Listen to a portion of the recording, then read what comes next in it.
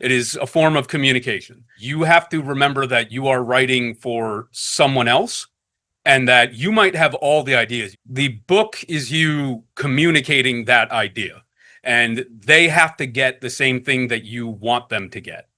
A bit of manipulation involved, like trick a person into thinking maybe this character died or maybe something really bad is going to happen. You have to finesse it a little bit. Hi, I'm Kyle Lawrence, creator and writer of ICHI and Crumple, a collection of 2 short stories. You can find me at Hail King Rex on YouTube. I do a comics-based YouTube channel, and I also have made some comics of my own. And you're watching and listening to Two Geeks Talking. Good morning, afternoon, evening, everyone. Two Geeks Talking is an entertainment industry interview show where we interview the creative people from the comic, film, TV, movie, and video game industries. And of course, I'm your host, Kurt Sasso. We're joined today by a multi-talented individual. He has an amazing YouTube channel that reviews comics as well as film and a bunch of other geeky stuff. So he's a perfect guest to have on our show. He is also an author and a writer of 2 amazing series. One is called ICHI and the other is called Crumple. We're joined by the ever-talented... Hi. We're joined by the ever-talented Kyle Lawrence. How are you doing today? I'm doing great. How are you? Well, I would have been better if the coffee hadn't kicked in yet. For those that don't know anything about yourself as a creative person, tell us who you are and what you're bringing to Two Geeks Talking today. I'm a writer. I primarily started out writing comic scripts and working with artists to do short stuff. I'm featured in some anthologies from places like Oneshi Press and Source Point, Back from the Depths. I've also crowdfunded one of my own series called Roar Rabbit in the Jazz Age. It's 2 issues in, and I'm working on a 3rd now. But what I'm here to talk about today is a short story collection of mine called ICHI and Crumple. It's 2 short stories, both about choices and their consequences, and it's prose instead of comics, but many of them did start out as comic book scripts. That's awesome. I love it. So what are the pros and cons of being a geek in today's age? Well, I guess the pro is that the stuff is everywhere. There's comic book movies and shows, and fantasy and anime is huge now. I guess just one of the downsides is that there's often too much of it. And sometimes you get the term geek slop, where they're kind of just churning it out. I know a lot of people aren't very happy with a lot of Marvel's recent output, Sure, yeah. especially in like the movie form. Yeah. As an author now, writing your own stories here, and the fact that you've already written for some amazing anthologies. SourcePoint has a bunch of amazing comics in their stable. I've interviewed them a bunch on the show as well too in the past. But as an author yourself, how are you trying to push yourself going prose? Originally, I kind of started doing prose, honestly, because I had a lot of free time at work. Okay. And also, budgets are getting really tight. The economy is getting harder. So hiring artists is just a bigger ask. I'd written some prose before, some poetry and stuff. So I figured, why don't I take one of my comic scripts, make it into some prose and see where that goes. So as a prose writer, though, I know there's a big difference between from prose to page when it comes to comic panels. Are you inundated with the fact that you have so much space to work with now when it comes to writing your stories, or are you just trying to keep it as tight as you would to making your own comics? I guess because, and let me clarify, I write scripts. I don't do art. Right. So comics would always be a collaborative process for me. So a lot of it is me putting my intention into the script and then having a artist translate it. Part of that is having to let the artist do their own thing and trust them that they are professionals. With prose, it's pretty much all me. I can just splatter it all on the page. I have infinite time, infinite space. Google Docs don't cost any money. Yeah. So I could make 500 pages or 5,000 pages and it's exactly the same cost. Yeah, it's definitely a lot more freeing. Still, in my free time, if I had to choose, I would choose comic books to read over books. And I would love to get more into the comic industry one day. But right now, prose is working out for me. Diving into your short stories here with ICHI and Crumple, talk about that process, how the idea formed for ICHI. What was that process like for you from comic script to prose, and why was it an important story for you to tell? With ICHI, I think mainly the idea was sort of the idea of like well-intentioned domino effects and things that go wrong. I just sort of had that on my mind. I think at the time I was kind of doing a writing class and it was one of these prompts, something about like a sports robot. I kind of forget. It was a couple years ago now. Eventually it just developed into this idea of like, well, baseball used to be this big American pastime. It's still big, but I think football has overtaken it. If I'm not mistaken, I'm not a sports guy, but I kind of had this idea of like, well, what if they tried to spruce up the game to bring more people in? But when you bring someone in and you bring in new things, the game changes. So things change. So this idea of ICHI the robot, bringing in this robot who plays baseball, which is like this stunning marvel of technology. But then if you bring in one robot, then the other team has to compete with their robot. And then they have to compete with that. And then there's more robots. And then there's just more and more that changes. And it's sort of a ship of Theseus sort of thing. You change out everything. It's not the same thing anymore. And that's part of what goes through Ichi's head and goes into the choice he makes by the end of the story. Nice. I like that. To keep you up to date on the sports side of things, they're already doing an automatic strike zone where players can actually challenge an umpire now. So they're on that verge of basically eliminating umpires eventually. Cool. Most of that was gibberish to me, but okay. Technology is advancing just as you're describing it, basically, is what I'm trying to say in sporting. And I think it comes down to how do you enjoy entertainment when technology starts coming into play? Yeah. I think that's an interesting side of what you're trying to convey here. Yeah, I think technology is coming in so many different ways. I mean, already like betting sites, that's one big thing that is majorly affecting games because people are starting saying, well, what if one of the players or the umpires puts in a bet like, oh, this person's going to go down in this round and then you get rigged. And that's not new. I mean, how many movies are there about the boxer has to go down in a certain round? This isn't new. It's just a new technology to make it easier. So it's just a big problem and it affects everything. I'm glad you dived into it with your particular story, not the betting side of things, but technology and the advancement of sports. But talk about Crumple here itself. What is that based on and why is that an important story? I'd say Crumple is kind of the meat of the book. It's the longest story and it's the one that I think is the most passionate, it's most fleshed out. Its origin was in a nightmare I had. I was just wandering through this like big house with someone and I turned around and there's just this big wall in front of me and I can hear the person screaming from inside of it. So that was the inspiration. Are you okay? Most days. You've been in anthologies, you've been a writer in many different formats here. Why do you like writing? What drives you to become a writer?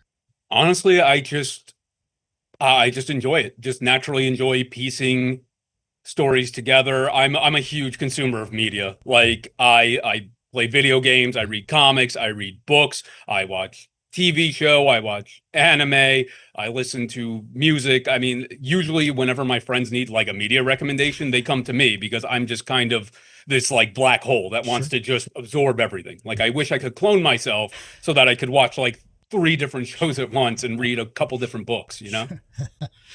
The same for me. Well, like when I watch Jeopardy, I have all this useless knowledge stored up in my head. And, I start answering off these questions and my folks are like, how do you know this stuff? I go, I just a bunch of useless knowledge up here. It's great for trivia night. Yeah. But I think sometimes that useless knowledge, sometimes it comes together in ways you don't expect. And I think that's part of the fun of writing a story is combining all these weird, disparate ideas that don't seem like they should fit. But when you make them fit, it feels really satisfying. Like Crumple is basically like a haunted house story, but with a time machine. And there's also mythological elements. And it kind of has the vibe of, you ever see the movie Jumanji? Oh, yeah.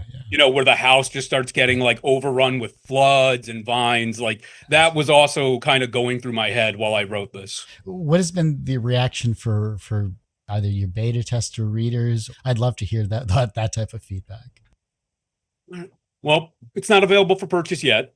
So that's coming in June. But in terms of feedback, because I started as a comic script, so I actually went on this group called Comics Experience, and it's they're still around in certain forms, and they help me develop the script, work out, how do the characters connect? Does this pay off? Does that pay off? What are the themes? What are the this and that? Getting that type of feedback obviously is extremely important for any profession, but especially as a writer yourself here. Were there like tips that you learned that you didn't realize that improved your writing that you were just making mistakes on? Sometimes when you're writing, you have to remember that you are writing for someone else and that you might have all the ideas. You have a fully formed idea in your head. The book is you communicating that idea. It is a form of communication, and they have to get the same thing that you want them to get. There's a little bit of almost like a bit of manipulation involved, where you kind of have to like make a person, like trick a person into thinking maybe this character died or maybe something really bad is going to happen, and then trick them with that. You have to kind of like finesse it a little bit.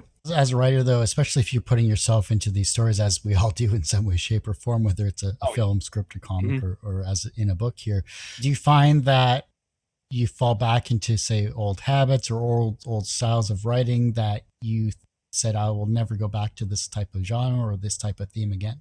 I guess, I do have some themes that I do like to play on. I usually like to have a little bit of like a mythological element in the background.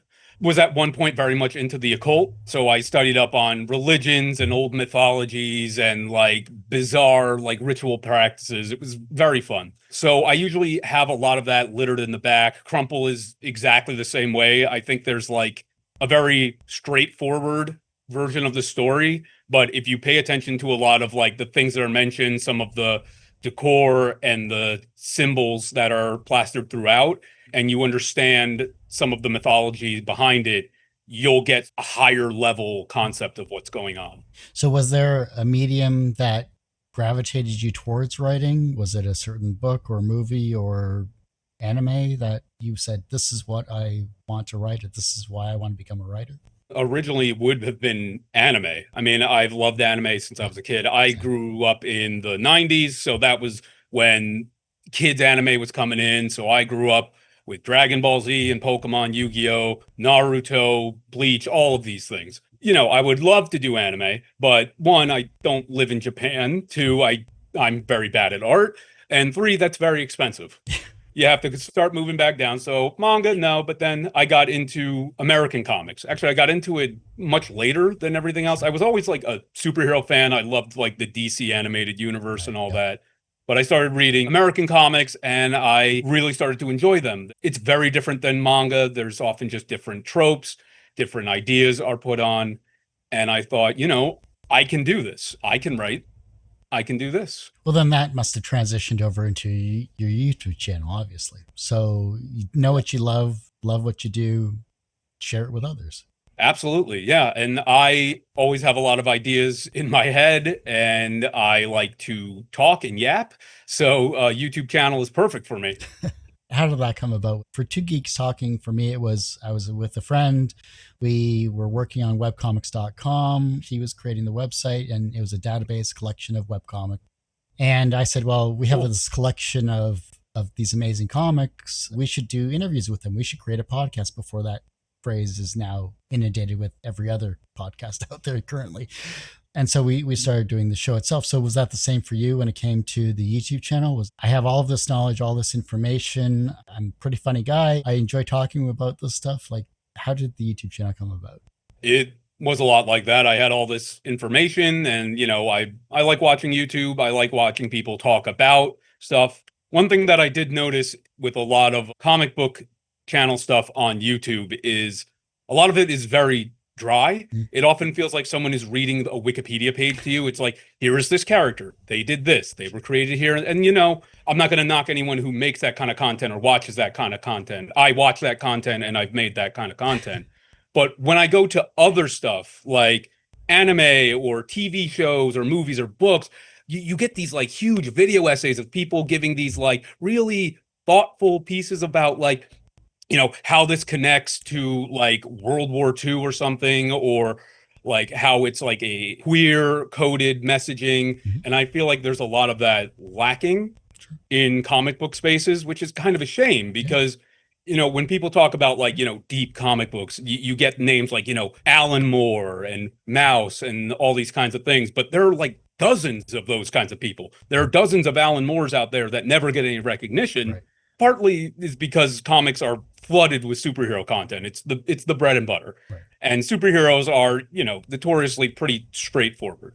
Not all of it, but that's how it goes. Whenever I make a YouTube video, I like to have some sort of angle to it, either about maybe like how the production of a comic book went awry and it messed up the story, or some sort of story about how the author went down a weird rabbit hole. I have this very long video covering the entirety of Frank Miller's Dark Knight saga, which goes from everything from the first Dark Knight all the way to like the fifth book that he did a couple years ago called The Golden Child, Oh, wow. and about how Frank Miller really started off with these very reactionary tendencies. Like if you read The Dark Knight now, honestly, it reads like The Birth of a Nation, the KKK film. The more I went into Frank Miller's life, I started to realize he was a victim of a mugging, and he grew up in like the crime explosion, and all of this kind of influenced him and affected him, and he put things on the page. But jump forward to today, he has like reversed all that. He doesn't believe in that stuff. He was basically saying like, I really didn't know what I was talking about back then. I had a lot of problems. He was also dealing with alcoholism. That's a big thing. Yeah. It's like, one is I like to talk about comics, but also doing these videos gives me more information about people's lives and experiences, and you get like just a bigger, broader understandings of how things came to be. So instead of just making this basic video about like, here's why the Dark Knight is fascist, it's more like, here's the weird trail that an author went through with Batman, and about how it's affected writing, and about how a lot of people fall into these traps. Sure. I also find it interesting because I've had a few DC and Marvel writers on in the show, like Paul Cooperberg is my more recent one that I can recall off the top of my head. His information about how the multiverse was created and how certain editors would go to bat for certain writers and artists, and how he was collecting these stories and all that other stuff. I thought that was a rather interesting deep dive for an industry that I think a lot of us didn't know about, him, especially in the 60s, 70s, and 80s, when I'm sure that was a wild time to be part of Marvel or DC, or both for that matter. But understanding that the history of these people is a really good thing to have, because if you don't recognize the name, you're not going to know what they've contributed to the comics you know and love. And I think that's a good thing that you're putting together on the channel. Like you said, there was like a lack of documentation for comic books back then. They just weren't taken as seriously. And it's a shame, because there are so many major popular things today and so much American culture that comes directly from comic books. Even stuff like He-Man comes directly out of Jack Kirby. The recent comic book boom, obviously with the comic book movies, they are just all over the place. You wouldn't have The Boys. You wouldn't have anything like that. Yeah, it's just comic books are massively influential, and I think they should be treated much better as a medium. They should be treated as legitimate literature. To be perfectly honest, I mean, you see them nowadays in English classes. You see a lot of comic creators these days are gearing their content towards the young adult audience, which is great to see. I mean, we had to deal with Shakespeare in thing. I would have rather have read like a comic book instead of Shakespeare in high school. Like, oh, geez. But my English teacher always used to say, if you don't understand Shakespeare, you're going to be saying the phrase, "Would you like fries with that?" So that kind of stuck with me. So, it is what it is. But you're working in multimedia, you're doing writing, you're doing YouTube, bringing your passion in as a profession, because it takes time to edit, it takes time to research, it takes time to put all this together. Do you enjoy the views, the downloads, the analytics side of things when it comes to seeing if your content does well or not? Or are you just happy that you're putting together a complete package when it comes to your channel and your videos? Well, yeah, I'm very happy when my work comes out, and I'm really proud of it. But of course, I love when the number goes up. It's great. It means that I can maybe even have a side hustle, make money on the side. It means that other people are enjoying my content. It's validation for me that the ideas in my head are as good as I think they are, But, sometimes they also fall flat. But the important part is to just do what you think is the best and move forward with it.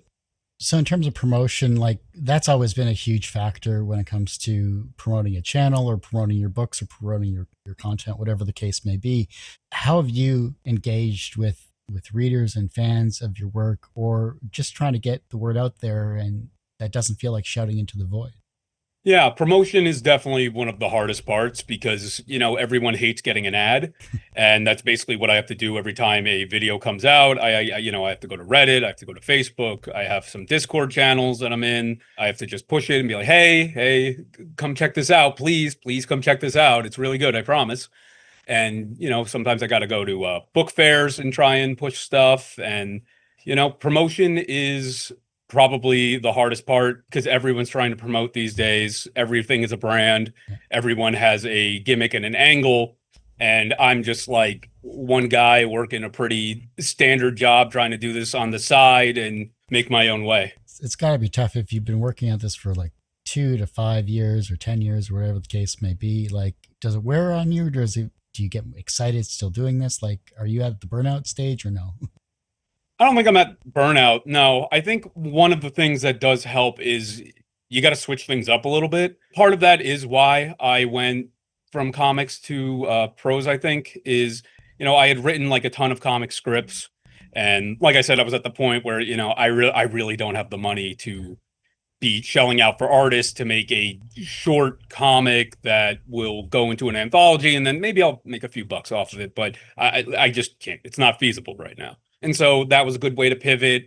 YouTube is also just a way to get your voice out there. And it's another way for me to pivot. I can put promotions. If I'm in an anthology, I can show, hey, I'm here. I think it's good to kind of be a jack of all trades, to have experience in all kinds of fields, because it will help you out. And the more places you have your digital fingerprints, the better for you. Well, you talk about reading or watching anime or reading manga or anything like that. A friend of mine who's 10 years younger than me, I work on film sets. So he's like, oh, you got to read, he gave me an app or whatever. And so I have a ton of these like manhwas and mangas and everything like that. So I'm like reading everything from isekais to reincarnations to action to whatever. And the stories that I'm reading in Korean and Japanese and Chinese, mangas, manhwas, whatever the terminology is for that. Manhwas. Thank you. Yes. Whatever I'm reading in there, there's something that feels different than an American style comic. It's always been a matter of where the action feels faster, the character interaction feels just a little deeper. There's more of a familiar connection to things. So, there's a ton of great content out there that I just think especially if translated correctly, it works really well in their favor, because then they're like, oh, I really want to purchase this, or I want to actually, instead of reading this online, I want to actually have a physical copy of this. I mean, is it the same for yourself as well, too? I think so. Yeah, definitely. Western comics and I guess Eastern comics in general, just completely different. It's not just a different vibe. It's different production style, different levels of popularity, different sources of inspiration. Like a lot of early comic books came out of like pulp novels. Sure. But a lot of manga came out of like Disney films. Osamu Tezuka, the guy who did like Astro Boy, was a huge, massive fan of Disney. People call Hayao Miyazaki the Disney of anime, but Osamu Tezuka is the Disney of manga. And you can see that they just have like very different ideas. Like manga likes things to be cute and rounder and a little more friendly, a little more goofier. Whereas Americans, I think we're a little embarrassed by that kind of thing. We like things a little grittier, a little tougher, a little more square jawed. One very funny difference is, I don't know if you've ever heard of the Kirby games from Nintendo, like the little pink guy. In Japan, if you look at the box art, everything's very shiny and cheery. And then when you put the American box art, almost every time they make Kirby scowl. I guess it's to make this little pink puffball look just a smidge more mature. And it's kind of silly when you think about it. If you ever want like a big difference between how cultures like see things, look up like an American movie poster or box art or something like that, and then look up the Japanese version. It's wild. It's so much different. Like the Star Wars one immediately comes to mind. You have Drew's shoot, I can't remember his last name. The those brothers that were creating the artwork for all of the classic, LucasArts films, like from Indiana Jones to Star Wars, everything like Yeah. that. You look at the Japanese version, and they're just as beautiful. It hits differently. Yeah. I think Japan is more comfortable with color and Mhm. exaggerated designs and more exaggerated expressions, whereas America tends to like things very clean Yeah. and sharp and almost angular. It's very different. And if you go into the color theory aspect of things, a lot of the Americanized posters for these films are either orange or blue, and it's Yep. just a combination, or a combination of both for that matter. It's Yeah. like, just give me a nice black background with some cool designs, and away you go. Like, take inspiration from comic art, comic cover art, and make a poster similar to that. That'd be just so much Yeah. easier, and it would hit home.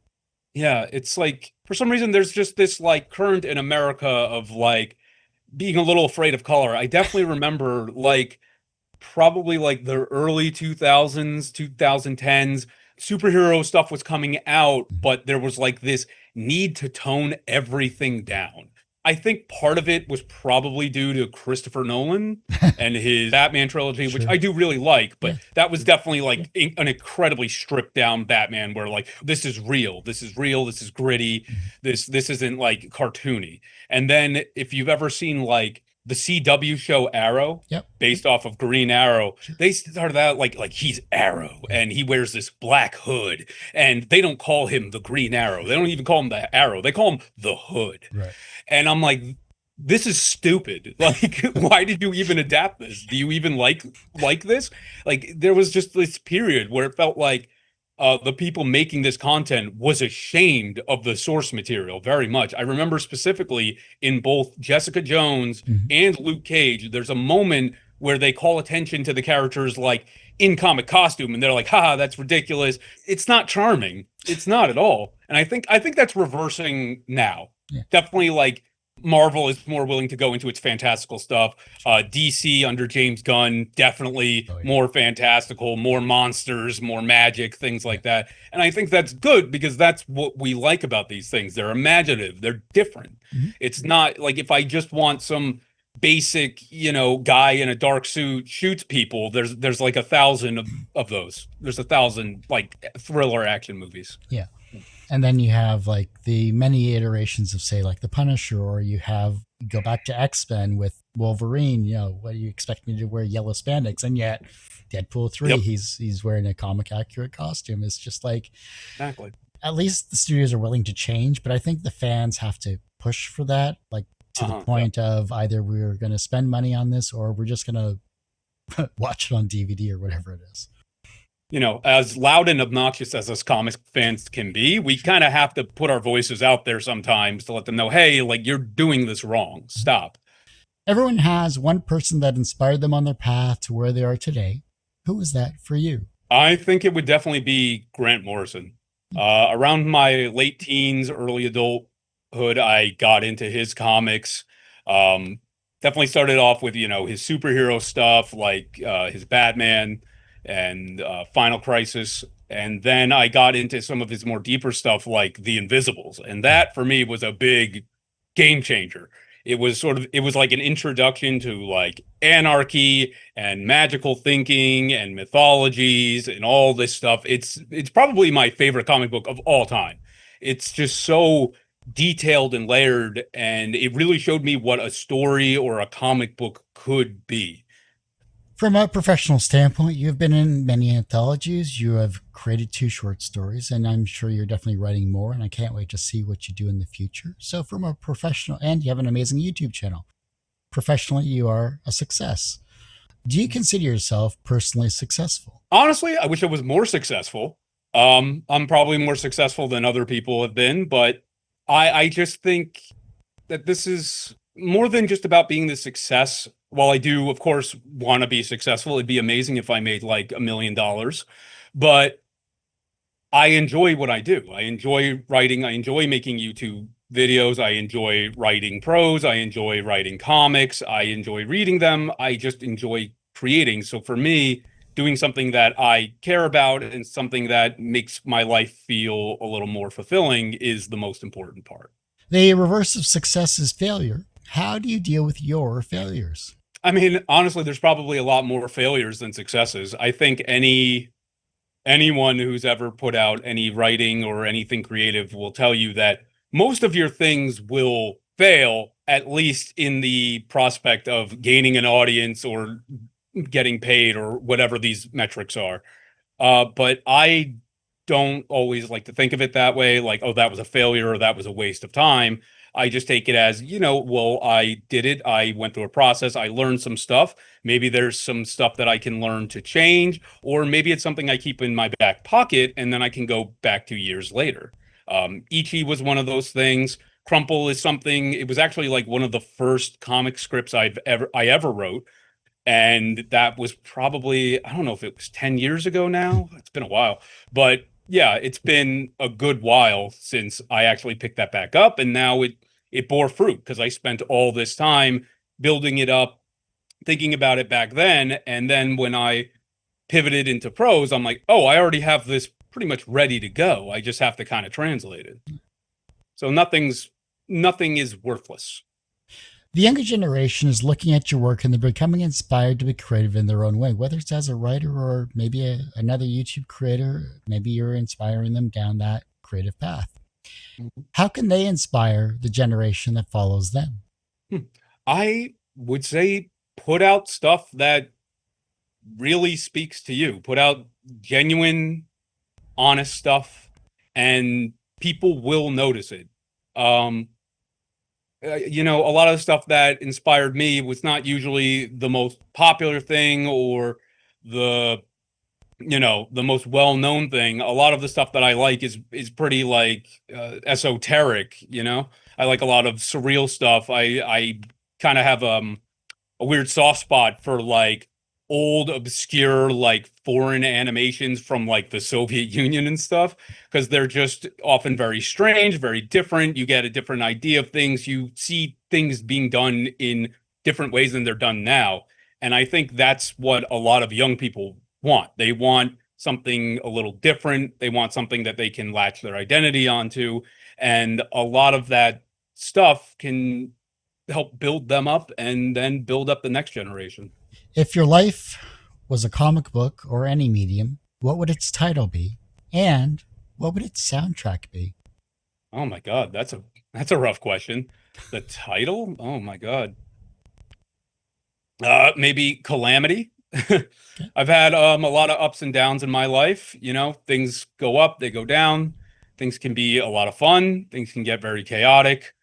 The soundtrack, I mean, personally, I'd probably take something from like Gorillaz or my favorite band, Man, which is one of those bands that is known, but most people don't know. But I love them.